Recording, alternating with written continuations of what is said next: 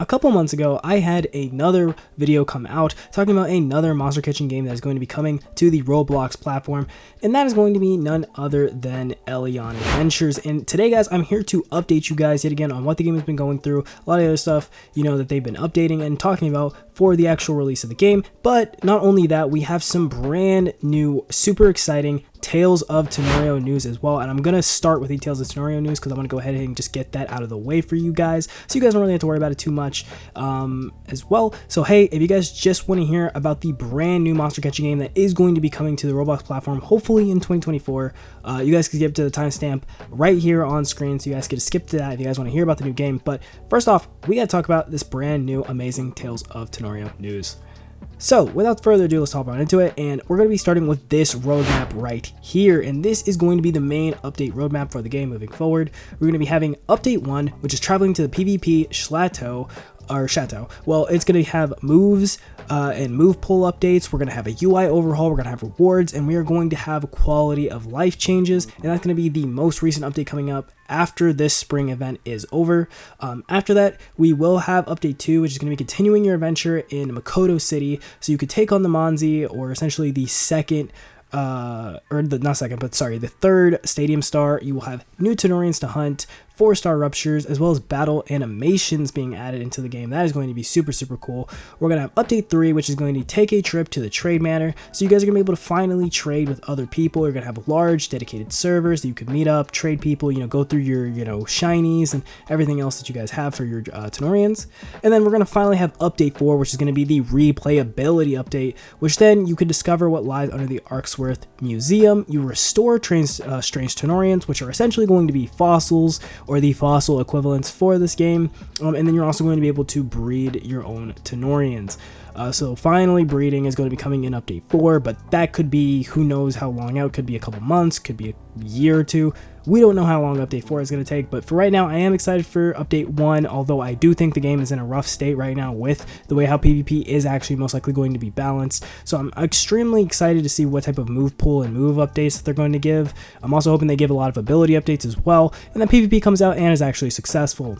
Now after that, we are going to have some in-between patch updates, which are essentially going to be new weathers added to the game, most likely going to be Blood Moon, as well as if they add any others.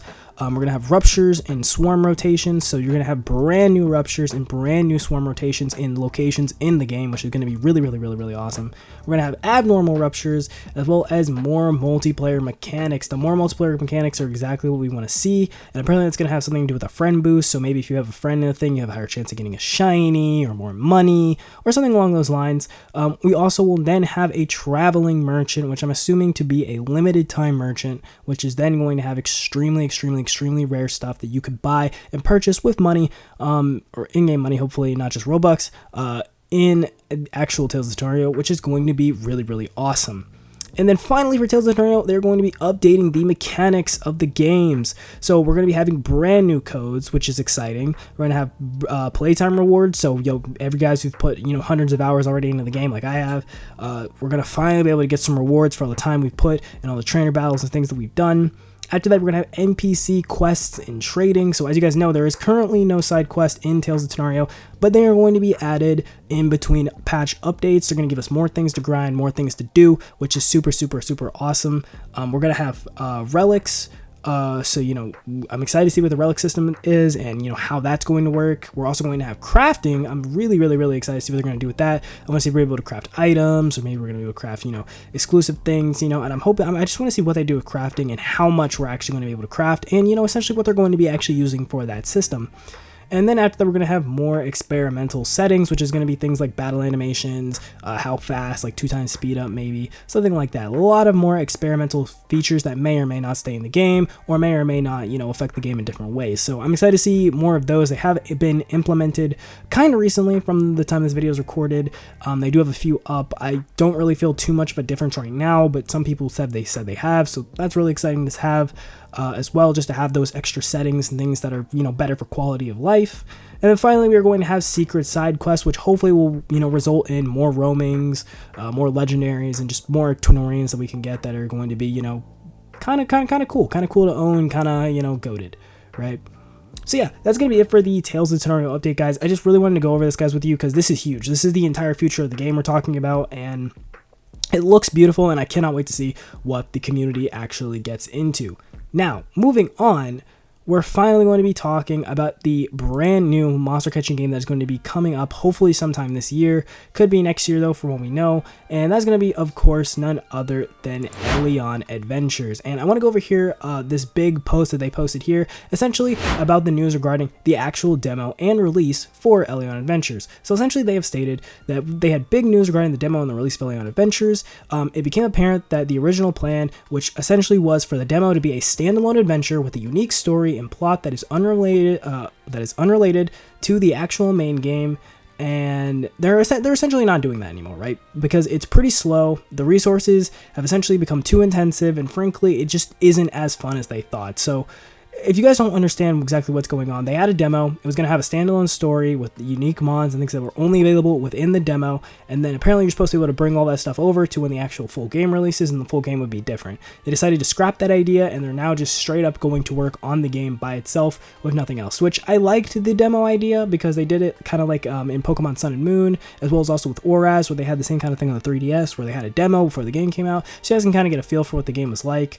But overall, I do agree with them. I think it was better for them just to put all their main resources into the main game and just release the main game earlier, because that's essentially what they are going to state is going to happen. So as such, the dev team has decided that in place of the original plan for a standalone demo, they will instead have an open paid beta. So essentially all you have to do is pay Robux and you will be able to hopefully get into the beta, which is super cool. We still don't know how much the beta is actually going to cost. They haven't said so. As you guys can clearly see in the background, we are playing some footage as well from a direct that they had. I believe it was like 2 months ago or something like that at this time. So yeah, that's kind of interesting, and they kind of explain a little bit more in that. We will have a link to that in the description below, but there is no set price for that beta just yet, but the beta will contain more content than the original demo. It will include battles, Elions, and adventures, but essentially the content will not be unique to the beta. It will essentially be kind of an early access launch for the game. So, you know, it will contain more content than the original demo, but it won't actually be like unique. Like when everyone else finally gets access to the free-to-play version of the game, they will have the same amount of content, right?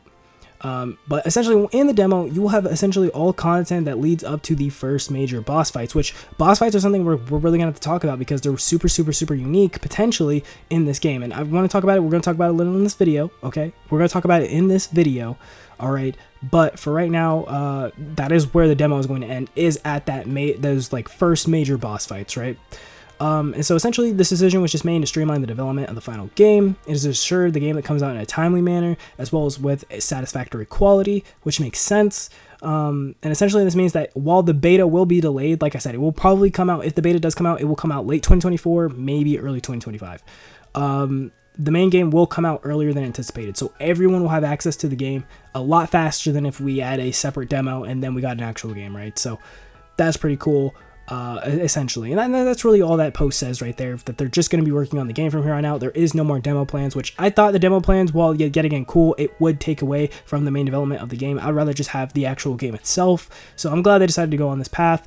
But the second thing I wanted to talk about was this, and this is why I kind of brought up the boss fights earlier.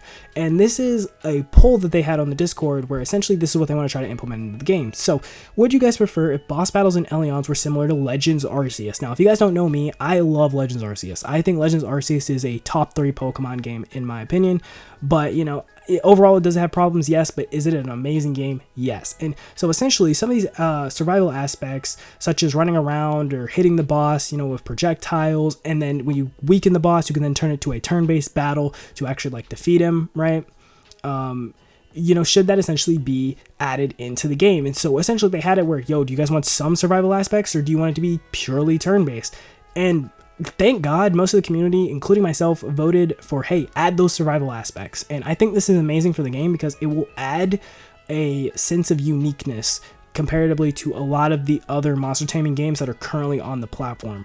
I think it's going to make the game super unique. And there's something else coming up that I want to talk about as well that's also going to make this just extremely unique of a game. But first off, we had to talk about the bosses because they were really cool, right? So then we move on and we start talking about kind of like how the shiny lock starters would work. So essentially, they asked everyone, did they want the starters to be shiny locked? Everyone essentially said no, unlock them, let us shiny hunt. I think that's a great idea. I think, if people want to sit there and reset the game over and over and over again and try to get a shiny starter, I say do it, right?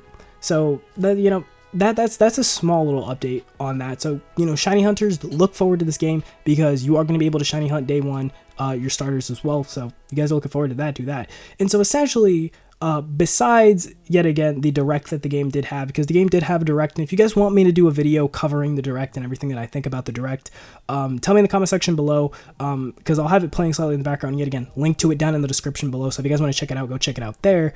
But if you guys want me to do that, just comment that down below. But this will be the final thing that we talk about for Elon Adventures today, and that's going to be this massive post of a poll that they posted in the Discord as well, which link to their Discord will be down there as well. So if you guys want to join that, go join that.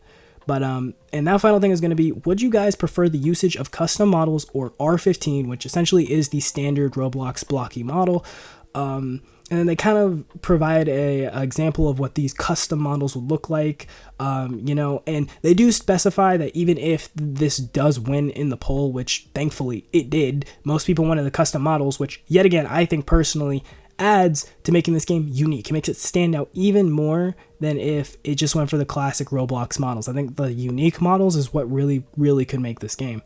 But, yeah, it was essentially that, the custom models did win, but they did say that, this isn't set in stone.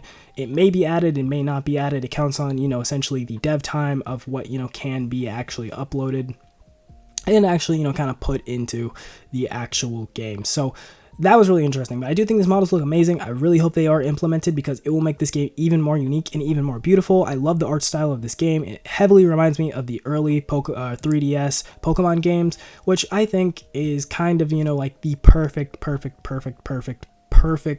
art style kind of for Pokemon. I just wish that it was handled better when it comes to kind of the actual game and quality of lifestyle. But yeah, I like the art style. The art style itself is pretty alright. But, I think that's definitely what's going to set this game apart, is that heavy Pokemon inspiration art style compared to a lot of the other monster catching games on the platform. But yeah, there was some also some other smaller kind of shorts shown off on Twitter, like the main dev running through grass, which was kind of cool. They also showed some of the some of the Elions running around in the overworld, because there will be overworld Elions, which is nice to see that that's finally becoming a staple, that people are just putting in, hey, we are going to have mons in the overworld, which is really, really awesome. But yeah, other than those, there wasn't really too much else to actually know or see about the game. But hey, I'm excited. I love these updates. I love what the game director, as well as just the game team in general, is doing. They're clearly passionate about this project, and they are making changes, like it seems every few weeks, to try to keep us updated, to tell us, hey, yeah, this game is still alive and we are still positively working on it. And I'm really excited to see, everything that this game has to offer. So yeah, if you guys enjoyed this video, remember, like the video, because that helps share it around. Share it if you can, it really makes a lot, as well as also just subscribe to the channel, because we're on the road to 10K. I love making monster catching content, I love making Roblox content, I love making content over other games as well. So if you guys are interested in any of that, it sounds interesting to you, and you want to constantly get updates on this game, as well as Tales of Tenorio, as well as just other games in general, subscribe to the channel. Also, guys, we now have memberships up on the channel, and you get exclusive perks for being a member, including shout outs at the end of my videos. So if you guys want to become members for the channel, go ahead and just click that little join button below. It should be like right next to my channel name, I believe. So yeah, join the channel, become a member. I think it's like $5 or $2 a month. It's really not that much at all. So if you guys want to support me so I can keep making videos, do that as well. But yeah, guys, that's gonna be the video for me. Hopefully you all really enjoyed it, and hopefully I get to see you guys on the next one. Peace.